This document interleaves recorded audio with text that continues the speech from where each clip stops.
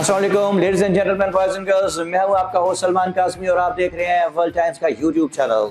हाँ जी, तो I hope कि आप लोग वर्ल्ड कप को एंजॉय कर रहे होंगे, वर्ल्ड कप के मैचेस एंजॉय कर रहे होंगे। This World Cup is full of upsets so far. अब तक हमने जो देखा है, यानी अफगानिस्तान ने इंग्लैंड को शिकस्त दे दी और नीदरलैंड्स ने साउथ अफ्रीका को शिकस्त दे दी।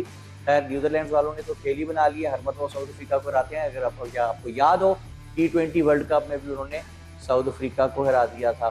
एनीवे जी, इस वक्त हम बात करने के लिए आपके पास मौजूद हैं कल के मैच पे, जो which is supposed to be played between Australia and Pakistan.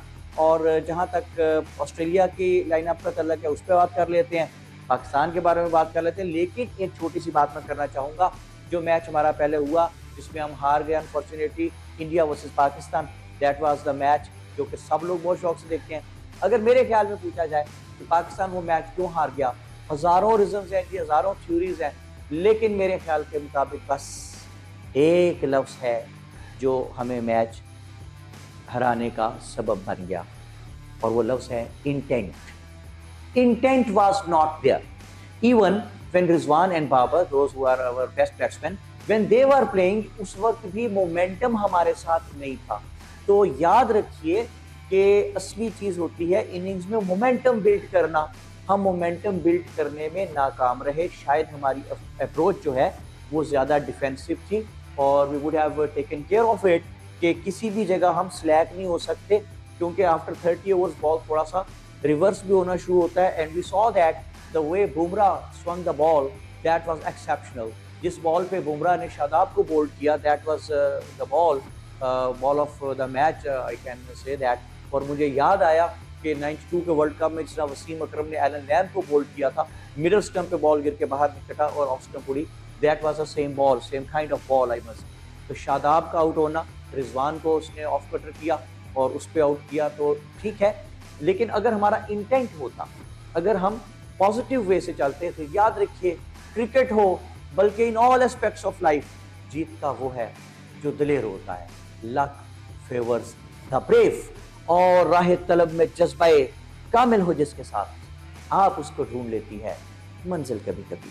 तो मैच है जी कल हमारा ऑस्ट्रेलिया के साथ, पास्ट इज पास्ट, जो गुजर गया उसको छोड़ें। Every match is a new match, every game is a new game. एक नए इंटेंट के साथ, पॉजिटिव इंटेंट के साथ हमें आना है।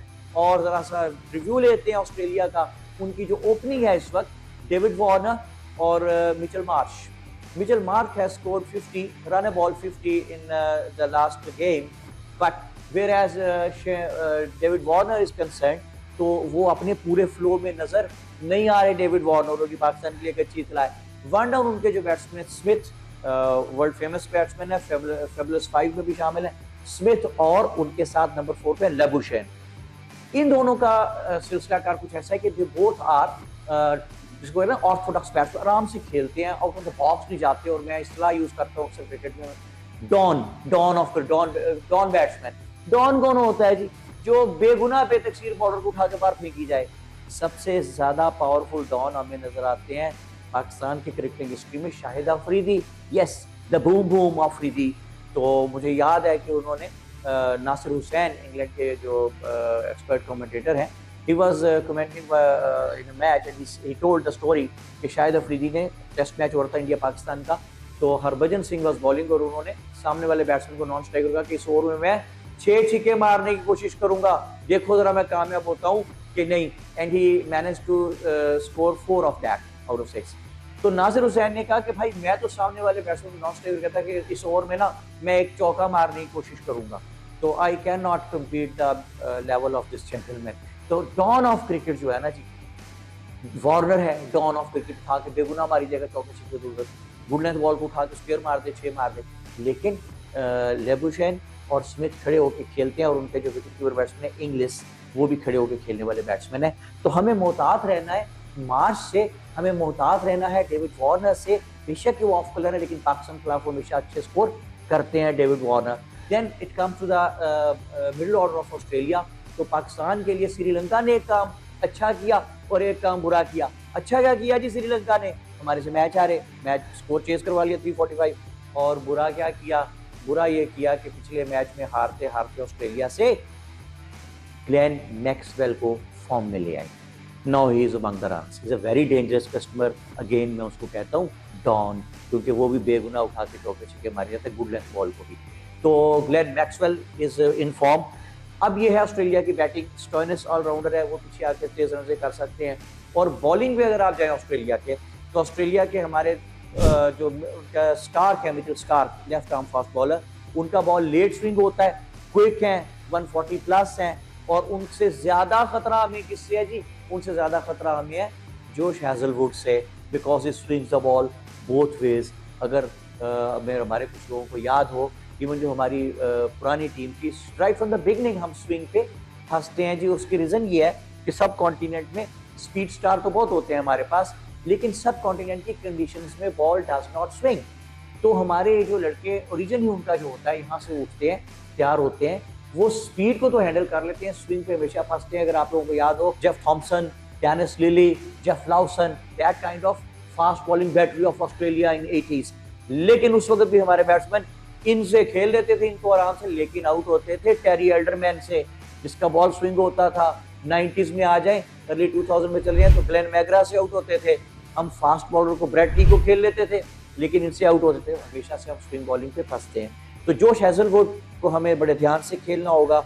मिचेल स्टार्क का बॉल लेट स्विंग होता है, लेफ्ट हैंडर के लिए वो प्रॉब्लम क्रिएट कर सकते हैं।